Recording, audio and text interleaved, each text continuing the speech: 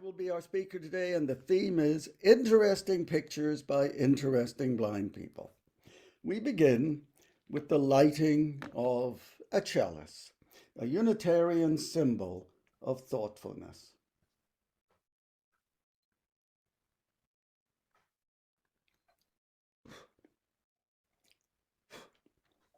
Or the chalice lighting slide, Ed, if possible. A living flame is a symbol of courage, hope, and promise. We light this chalice to celebrate the inherent worth and dignity of everybody, to reaffirm the pledge of our liberal religion, to seek that justice which moves towards true equality, and to share that love which is ultimately beyond even our cherished reason, that love which unites us. A hand lit a small flame. What am I bid for this hand? One heart? Will someone ask for two? Two hearts? Susan and Sandy can bid as one. We do the work of the world. We need spades, Germaine. Our work will be as valuable as diamonds, many diamonds. And let's dodge the clubs as much as possible. Let's bid as many hearts as possible. And for many foursomes, like Ed and Jim and Matt and Robert, yes, we will be game. Thank you, Ed. And now for our land acknowledgement, please, Ed. The acknowledgement raises awareness of Indigenous presence and land rights in everyday life. For thousands of years, the land, the forests, fields, and rivers were respected and treated as a sacred trust by Native people. We acknowledge the Wendat peoples, Anishinaabe Nation, the people of the Haudenosaunee Confederacy, including the Mississaugas of Scugog, Hiawatha, Alderville First Nation, and the New Credit. They lived here in Toronto for thousands of years before colonization, and their descendants continue living here now as we live here. Rosemary Shepherd actually has an arrowhead from about 4,000 years ago, a real token of the occupancy of these lands by those people. And now, principles. Unitarians often try hard to put 8 big principles into practice. Important today is the first: respectful treatment of all people, no matter their race or nation, LGB, etc., or cis, no matter who you love or what you understand. Today, let's draw attention to the many unexpected abilities of diverse people and their needs and wants right here in Toronto and around the world. And now, let's take a brief, quiet moment to collect ourselves, to be comfortable, to be thoughtful. Take a deep breath, please. Let's have a few silent moments to bring into our thoughts places of peace. Imagine hills and ponds we walked around and streams we walked along. In a moment of silence, consider places that refreshed you. What brought you a welcome pause in your life? What is such a place for you?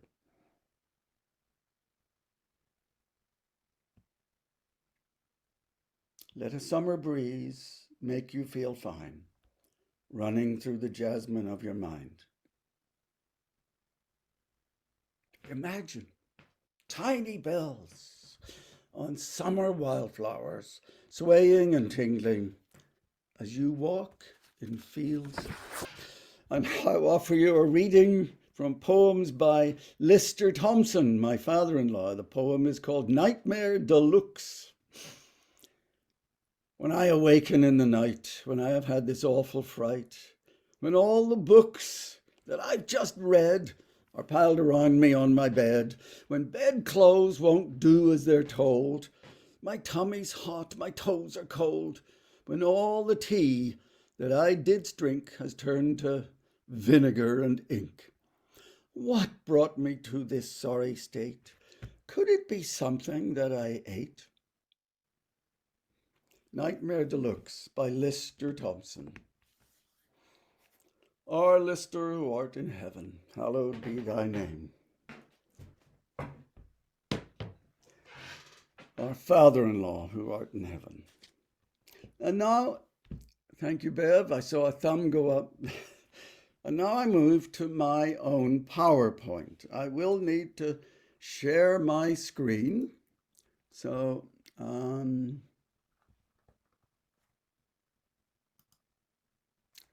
got to do that. I have to do as carefully instructed.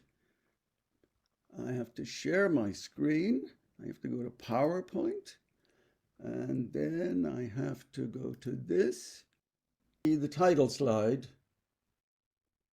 Yes. Oh, good. Dawn Heights, August 2023. Interesting pictures by interesting blind people. Now, this is what people were drawing on. It's a rubberized board. It's stiff. It's rubberized on this side. You put it into a plastic envelope. That fits quite nicely. Then you take a ballpoint pen, nothing up my sleeve. Are you ready for this? And if I write on this, so I'm going to put it here on my chest. I'm going to take this ballpoint pen, use my chest as the table, and I do this. I just draw a line across. And I'm getting a line that you can feel. I hope you can all see that. So we do that, ask people to do it. The harder you push down, the more the line comes up. I'm a psychologist. This all has to do with chemistry and physics, so I really don't understand it. I think anything you push down goes down. But this is like a little Sierra, little mountain range. It's got something to do with bonds, chemical bonds breaking, and therefore things somehow swelling. So, alas, I don't entirely get it. I can't explain it to you. But like many things in life, it's physics and chemistry, and we rely on it, and it works. And we ask blind people with this, we say to them, blind person, say I met them at a conference, blind person, could you make a drawing for me? And they typically say, well, I'm blind. I can't draw. Sometimes they say, well, I wanted to draw whenever I was in school, and my teacher said, well, look, you're blind, you can't. And so even as adults, some of them say, all right, I can't do it, but I'll try. And when they try, they say, hey, I can do this. And they're often amazed. And this has kind of taken off a bit. So I'm going to show you why. You'll look at the nice pictures. So what I'm going to claim, it's sort of obvious, isn't it? You know, there was a wonderful movie called Snakes on a Plane. You knew what it was about even before you walked in. That was a pretty plain clue about what was on the plane. Well, here is it. It's pretty obvious, really, isn't it? Look, when you make a line drawing, you're showing the edges of surfaces. These surface edges of your horse or your chair or your table. That's pretty obvious. And edges are tangible as well as visible, and lines are tangible as well as visible. So, no wonder line drawings work for the sighted and the blind. Also, think of this. This is obvious. When you look out, you see things from your own vantage point. But also, when you reach out, you're reaching out from your vantage point. You reach out for your knife and your fork, and you're muddling around on your plate directly in front. And say the knife was on the right and the fork was on the left. That's where they are from your vantage point. And that's what perspective is. It's the sense of your vantage point on the world. So perspective is in vision and touch.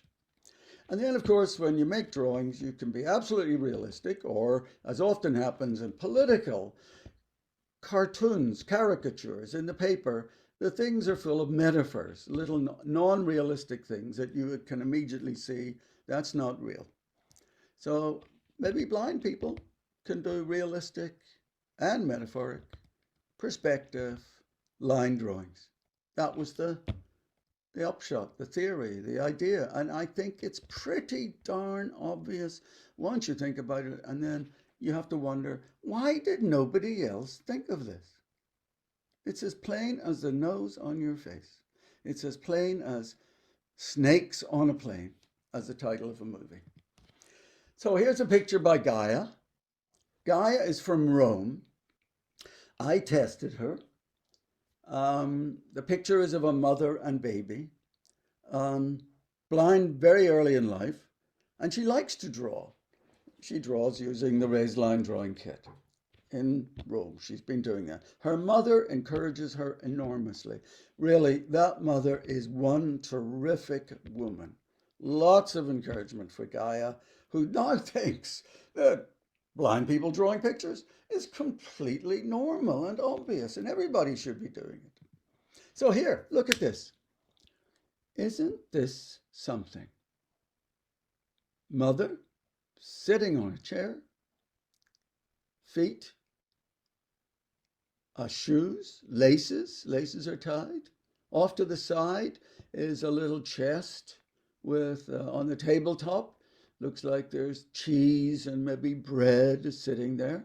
It's a side view of the woman sitting on the chair. We call it a side view. The vantage point is from the side. So it's as tactile as it is visual. It's tactile as a raised line drawing. It's tactile as from the side, vantage point. That's in touch just as much as it is in vision. That's the theory. And it sounds more like common sense than a theory. Here are two drawings by an early blind man that were collected by a friend of mine in Berlin, Heike Hamann. I went to Berlin. Heike approached me. We talked. She was doing art classes for the blind in museums in Berlin, the Bode Gallery and the Alte Gallery. Wow. I mean, people come to her, blind adults, and say, I haven't drawn before, I'd like to try. And she says, okay, try a few things. And for this guy, she asked for the heads. Two heads were drawn. And one of them is face front, and the other one is a profile. The face front has two eyes, a nose, a mouth. There's a whole lot of scratchy lines at the top for hair. There's even two little sort of rabbit ears going up for the ears. The cheeks are shaded in with long, almost vertical lines, slightly diagonal. The mouth is there. You can see two lips. Even that kind of line that comes down from your nose and that little ridge that comes down from the nose, there's lines for that too. I've forgotten what that thing is called. I knew one time many years ago. There's a name for that little ridge that comes down from immediately below your nose. There are also a couple of lines that seem to be maybe one for a cheekbone, maybe one for the bottom of a cheek. Eyebrows are drawn too. Very detailed, lots of stuff. And if you look at the profile is one of those kind of Roman noses where the head comes down and then the forehead joins directly with the nose. And then it comes down, then there's a little horizontal line for the end of the nose where it goes horizontal. And the lips are outlined too. Just that silhouette line for the lips and the chin. And then the chin line is taken horizontal and it goes up and joins the ear. Well, I suppose if you feel your chin, it goes up there all the way to the ear. I think most sighted people wouldn't bother drawing the part that comes up to the ear. But this guy, he did it. He's detailed. Wow, what a drawing. Now, I am describing these partly for theoretical purposes, partly because some people may be on phones and then they would want to get this in detail. Now, here's another one from Heike Hamann. It's two people. It's like a Magritte, actually. Two people sitting. They're sitting on their bottoms. Their legs are pretty much straight out. It's almost like a yoga pose. In one case, an arm comes down and fits underneath a raised knee. This is, a, in this case, the picture is black with white dots, which sort of show you very clearly how the raised line becomes like a sierra, up, down, up, down, up, down, and it's dot, dot, dot, dot with little lower parts, high, low, high, low, high, low. So alternating high and low. That's what the raised line is like. Now, may I tell you an interesting, funny story about Heike? She's at art galleries. She's at famous, world famous art museums.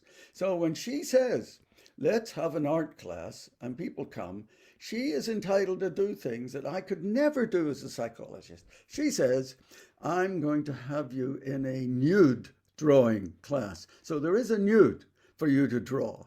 And you are then allowed, as the person learning to draw, to go over and feel the nude. And then you go back to your drawing board. I could never get ethics permission, I'm sure, out of the university to do that. But I think it must be very motivating for many of the students in this class, these adults. Oh, this is a really interesting class. I'm going to bring my friends next time. I wonder how they talk about it. I imagine it's amazingly motivating. And the numbers in the classes grow rather than diminish from week to week. Wonderful work, Heike. Super. She's an artist herself. I hear from her steadily. Every year she has an exhibition. And here's an early blind woman, TT, from Toronto. So I don't give you her name because that should be confidential. I just say TT. And the person has drawn an insect, a dog, and a person.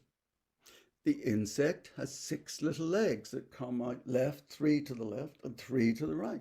It has an oval, elongated for the body, almost a circle for the head, and 2 little lines come straight up for the antenna on the insect. The dog, well, sort of, shall we say, quadrilateral for the body, a straight line coming out for the tail at a diagonal, and 4 little lines come down for the legs. The dog's head is drawn, and the dog has an ear. Notice only one ear, because the dog is drawn from the side, and the insect was drawn from above.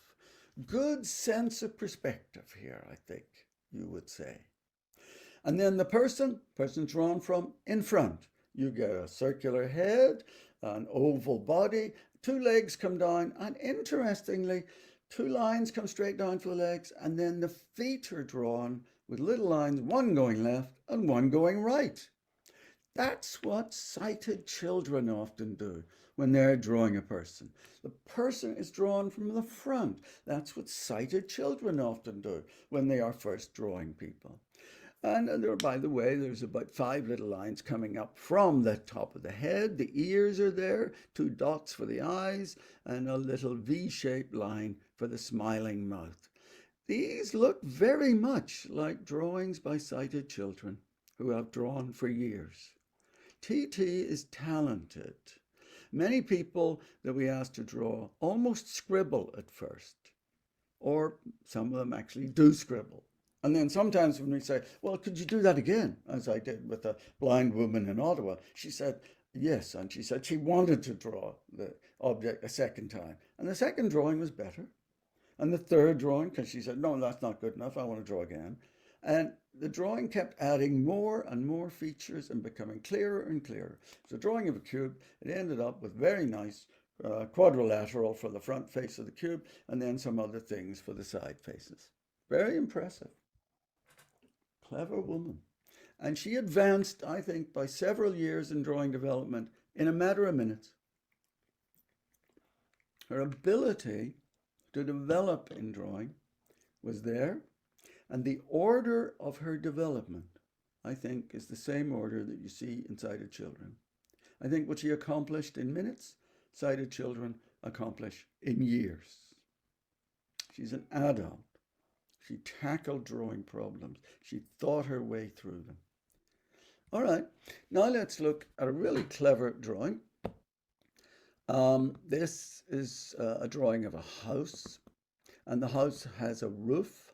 So you draw, in this case, a quadrilateral for the front. You put in a little V shape for the door, and then you have to draw the quadrilateral of the roof. Well, what the person did, what TT did, was draw the two lines left and right for the roof, slanting in on the page. It's not that the roof is that shape. It's that it's in perspective. It's going away. And the further away parts are drawn smaller, which means the sides of the roof converge. The roof line is drawn with a smaller line than the near edge of the roof. That's perspective. Then if you ask for the house from the side, I think she probably volunteered this herself. She drew a V shape for the top of the roof because it's from the side, and that's what confronts you. Then what about, I asked for, the roof from directly above. Draw the house from directly above. From directly above, both sides of the roof are in front of you. So what she did was make two shapes, two four-sided shapes joined by a single line.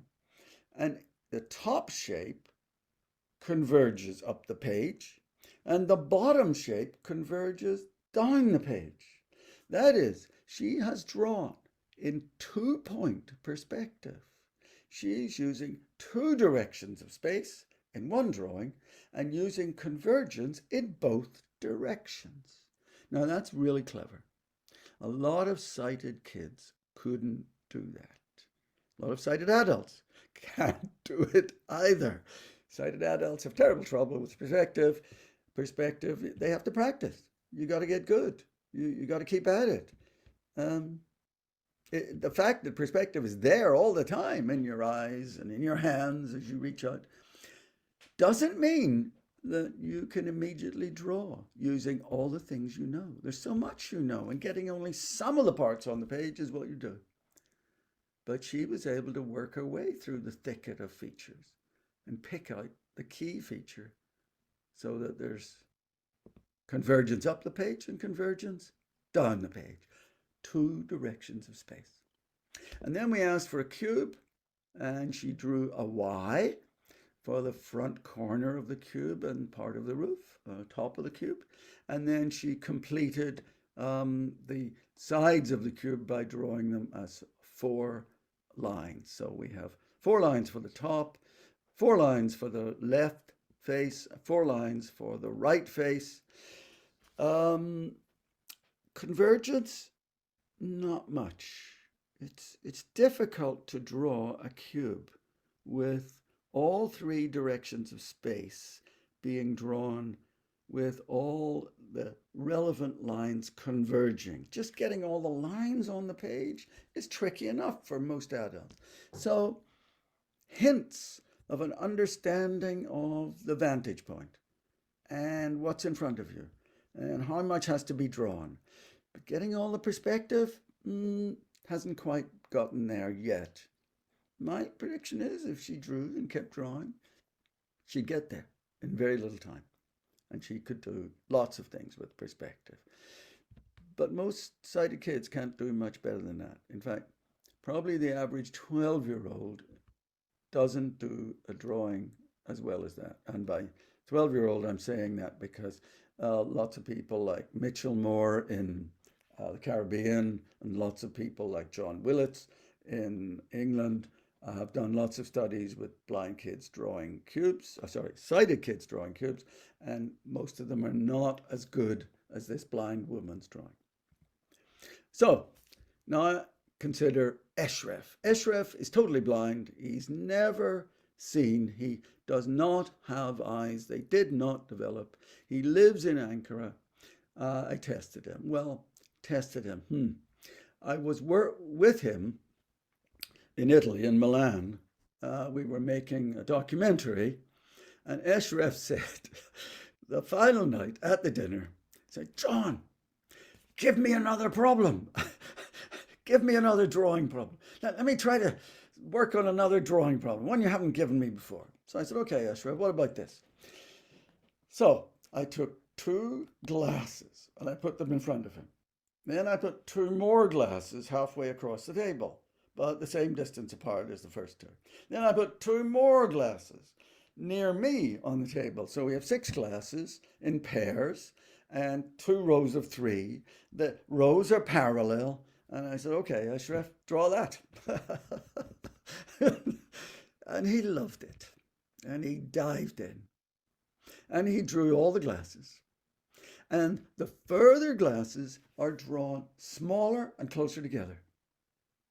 And the distance between the near glasses drawn big and the middle glasses drawn smaller, the distance on the page vertically, is a certain distance, but the next cups, the next glasses, are not as far apart. He's getting perspective gradually changing with distance, not just, oh, it's getting smaller progressively.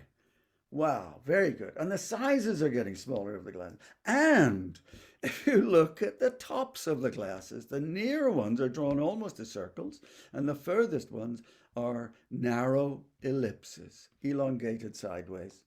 This is correct perspective. It's 1 point perspective because everything's going away in one direction. I mean, it's excellent. It's astonishing. It's super. We were there because the documentary was being made. A Turkish man who now lives in Berlin met us and made a documentary of this, and it was shown at a Berlin Film Festival, and it was voted, if I remember right, voted the most popular documentary in this documentary series, which was concentrating on the blind and touch and related topics. So we've won a Berlin Film Festival award. Super. Well done, Ashraf. Ashraf is very popular and well known in Turkey.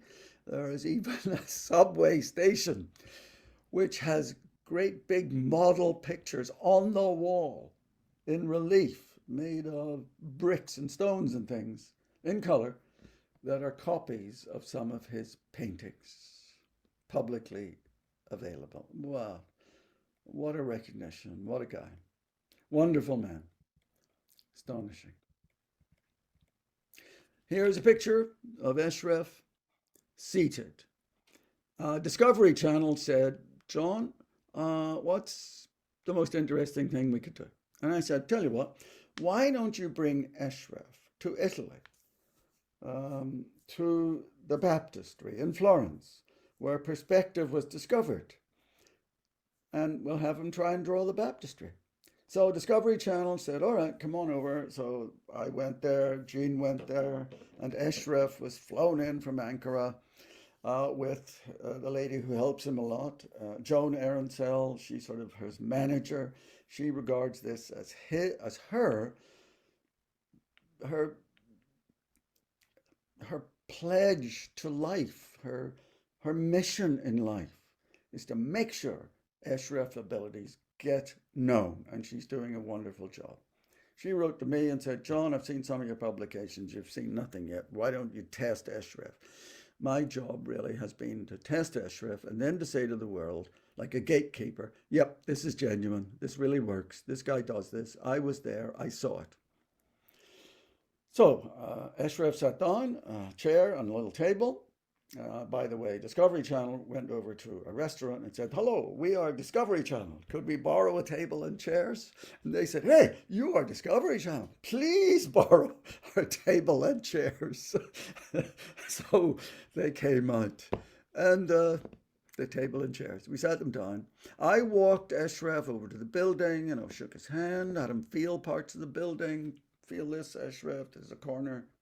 I sat him down and gave him a model of the building, which you can barely see in this picture, just on the other side of Ashraf's head. And I'm standing facing Ashraf, and he is facing the baptistry.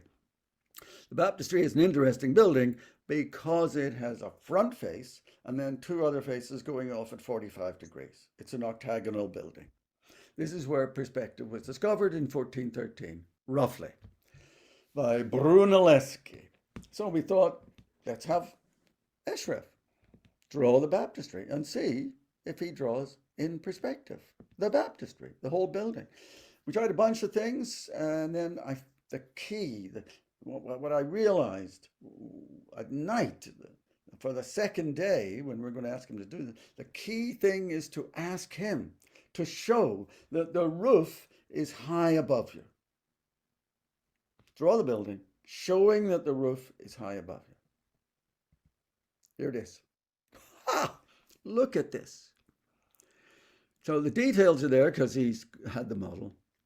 The front face is drawn largely as a quadrilateral, but there are slight inclines to the side faces, but of the side corners of the front face. But more important is that the side faces are drawn with the left one converging to the left and the right one converging to the right on the page. That is, the top line and the bottom line for the side faces converge on the page. You may also notice that the sides are slim and the front is wide, because that's what happens in perspective. When a shape goes to 45 degrees, it makes a narrower angle at your vantage point. And Eshref has captured all of that. And if you notice the convergence of the front face up, it looks as though he may have done 2-point perspective for the two sides converging, two directions of space, and he may have captured as well that the face that goes up and up and up from you can be drawn converging, because that's the up dimension of space. There are only 3 dimensions of space, 3 dimensions. My thumb, my forefinger, my first finger, and my second finger. If I put them at 45 degrees, that's all you can do. You can't take your 4th finger and put it in a direction of space that's different than those 3. If you can draw using all 3 dimensions of space, you've solved the problem 100%. There is nothing more. Nothing more. And he did draw a schematic drawing in which the building converged up. Astonishing. And now let's move to a desert with pinnacles by Eriko. She's a woman, but Japanese, you end often Japanese names with O, not A. If she was Italian, it would be Erica, and being Japanese, it's Eriko. Early blind, very early blind, first year tour of life. Wow. Remarkable. She likes to travel the world with her husband, Michael, who is sighted, and take a drawing sketch pad and come back with memento drawings. It's something people did in the 19th century. In the Grand Tour of Europe, people took sketch pad, made sketches. She does it now. I have sketches from many different countries, many different parts of the world by Eriko, and I've chosen this one to show you. This is Australia. This is a desert with pinnacles of rock. So there are lots of sort of U shapes that come up from a horizontal base. And then they're filled in, sort of sketching in between, sort of cross-hatching, you might call it. Those U shapes, slim U shapes, inverted U's, are the pinnacles. There are also, so how many are there? Well, maybe is there 15? Close to 20? There's lots of little ones and lots of big ones. And the little ones are at the top, and the big ones are at the bottom, particularly one right in the middle. So it starts about 1/3 of the way up the page, maybe 1/4 of the way, stretches to maybe 2/3 of the page. That's a big pinnacle, but it's big, it's drawn big because it's near. And at the very top of the page, there's lots of small inverted U's. Those are pinnacles that are further away. Good sense of perspective.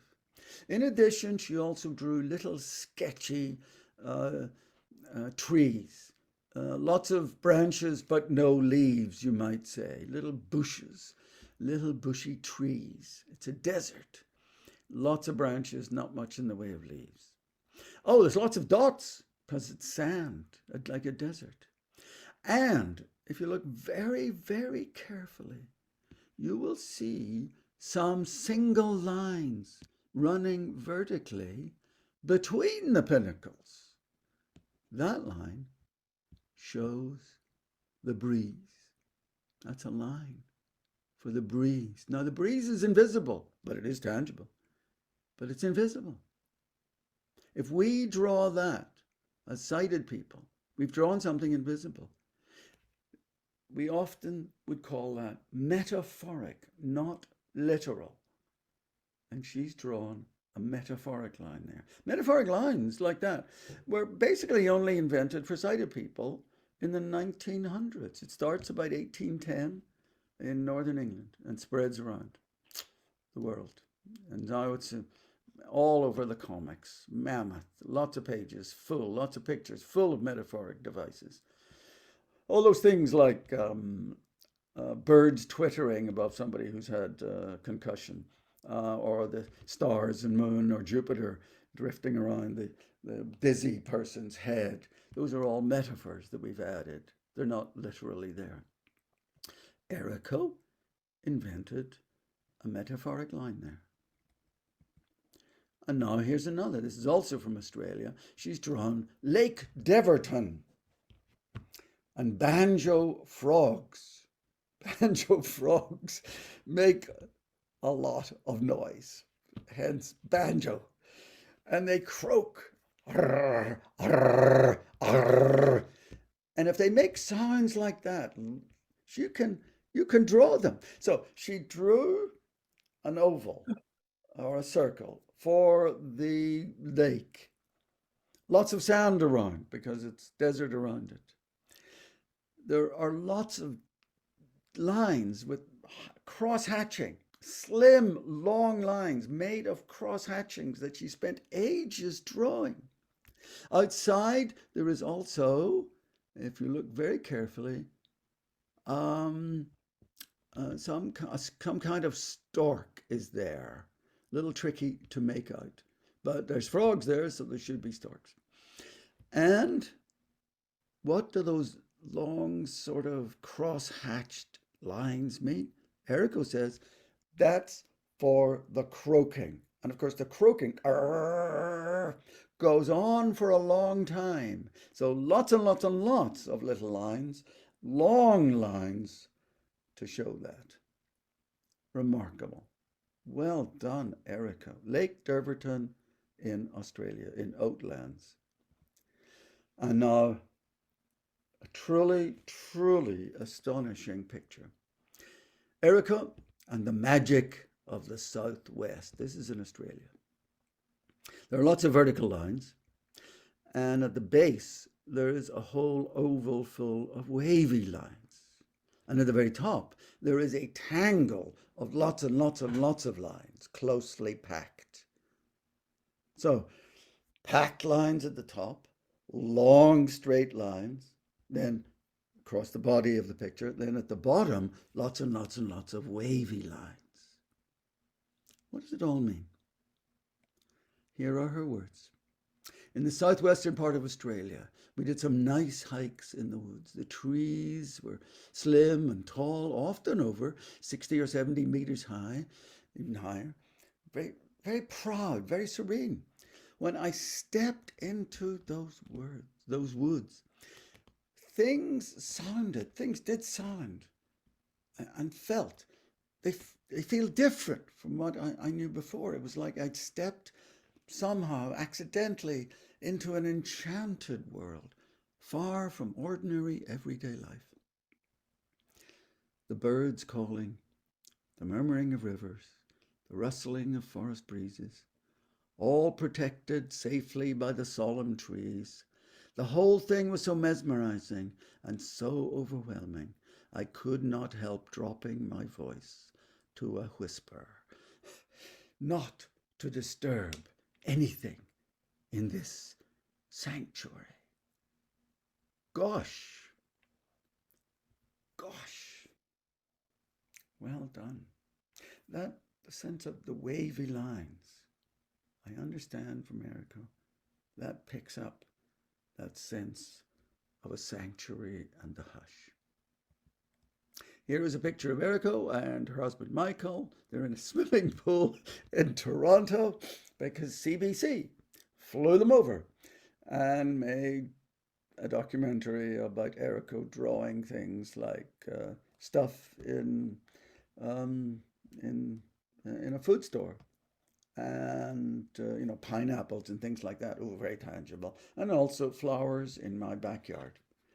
And then she had drawn a wonderful picture of herself swimming in a river, so they wanted to get a shot of her swimming, and she and Michael got into a pool for them and just swam around, had a good time. It was lovely, and I hope to see Eriko. I've seen her several times. I certainly hope to see her again. We feel like fast friends. So, outline. What can you do with an outline? Why is it so flexible? Why is it so useful to show many, many things in the world? Here's the answer. Line can show things that are visible and tangible. One thing, I've got an arrow to a post made in an H shape, like a British television aerial. The post is one of the things you can show with a line. And then I've got another line going to the top edge of a cube. There's nothing in the background, so this is an edge with no background. I've got another line going to another edge of the cube, which has a background of a platform on which the cube is sitting. So edge with background. I've got another line going to the bottom face of the cube, where it sits on the platform. So you'll notice the previous line, the background is some distance from the edge. But in this case, this last line I've talked about, the face meets the platform. So both the edge coming down and the edge of the platform, they meet. And then what happens is the background is the platform continuing under the edge. So one surface stops, the other continues. But look, another line. It's for a crack. What happens at a crack? The answer is two surfaces meet and both stop. And then another line stands for the top edge of the platform. It's basically a quadrilateral type of platform. And in this case, there's a top surface and a front surface. And again, both surfaces meet, both stop. But there was a corner there. It's not a crack. So those are the 6 possibilities for an outline. And if you can do that, you can draw anything with surfaces in this world. In fact, you can draw anything with a surface on the moon, or Phobos, or Deimos, or Mars, or any rocky planet anywhere. You can draw any rocky planet anywhere in the universe. That's all that surfaces can do. That's their possible configurations. There are no more options. Lines can do them all. It isn't like we can only do half of those. We can do them all 6. And so we can draw the universe, and they're all those things are tangible. You can feel a post, you can feel a corner. You can feel, this surface edge, that stops, and the other one's going behind. Or, look, there's a background for that edge. So I put my hand up in front of my face, I feel the front edge, and I could reach around and realize, there's a cheek some distance behind that front hand. So blind people can feel all those things. We can see them. That's my theory. The theory is obvious. It's common sense. It's nothing more than that. I'm reminded of a book in the 1800s, The Common Sense of the Exact Sciences, where the guy explained everything about mathematics in such a common sense way that any child could understand it. And so that's what I think about drawing and my theory. Any child can understand it. Any blind person can understand it. Any sighted person can understand it. That's it. So is that controversial? Well, some people find it very controversial. Very controversial. I remember one Italian chap, when I first started talking and showing pictures by the blind, he interrupted my talk at the University of Toronto and just burst out. I mean, I loved him. Wonderful guy. He burst out and he said, "Non posso. It's impossible." And I am here to tell you it is very posso. And it's obvious. And the theory is simply lines show edges in vision and touch. Perspective is in vision and touch. Pictures for the sighted and the blind can be metaphoric. I got to give some shout outs. Shini Chao in Taiwan, Marta Wanuska, Polish, but in Italian, in Toronto. Sharif Hamad, now in Spain, Seleni Carboni in Italy, Northern Italy, Igor Irichevich, now in the States, Stefano Mastandrea in Rome. All of these people have helped me enormously in working out theory of perspective or outline or pictures or whatever. For discussions. Bev, unmute and give me your comment, please. Thanks, Jim.